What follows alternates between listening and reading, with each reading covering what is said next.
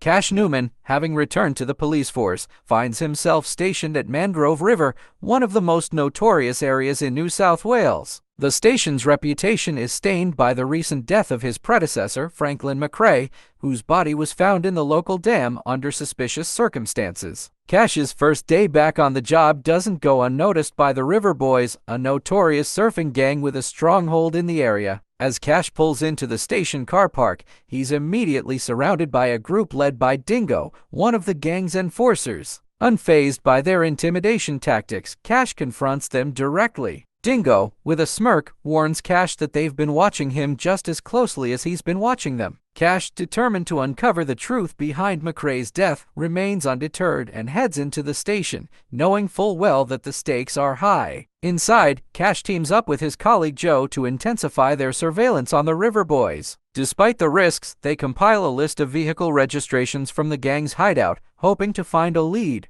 Their investigation takes a dramatic turn when they discover footage from a wildlife camera in the nearby national park. The footage reveals a car registered to one David Lewis, none other than Dingo, at the scene just before McRae's body was found. With this new evidence, Cash feels he's closing in on the truth, but the danger is far from over. Meanwhile, Cash's sister, Felicity Flick Newman, is caught in a dangerous love affair with Rory Templeton, the leader of the River Boys. Despite Cash's warnings, Flick refuses to end her relationship with Rory, believing he's different from the rest of the gang. Cash, desperate to protect his sister, confronts Rory, but the confrontation only drives a wedge between him and Flick. Flick, frustrated with Cash's interference, threatens to move out if Rory isn't allowed in their house. Realizing he can't control her decisions, Cash reluctantly agrees to let Rory visit, but not without a stern warning to Rory. The tension between the siblings escalates, and Flick is forced to choose between her loyalty to Rory and her bond with her brother. Elsewhere in Summer Bay, Irene Roberts is battling her own demons. Following a recent relapse into alcohol, Irene is plagued by guilt and shame. Her friends, Leah and Marilyn, try to lift her spirits by suggesting an interview with Coastal News to raise awareness about the dangers of falling victim to scams. Initially hesitant, Irene agrees but quickly changes her mind, fearing further humiliation.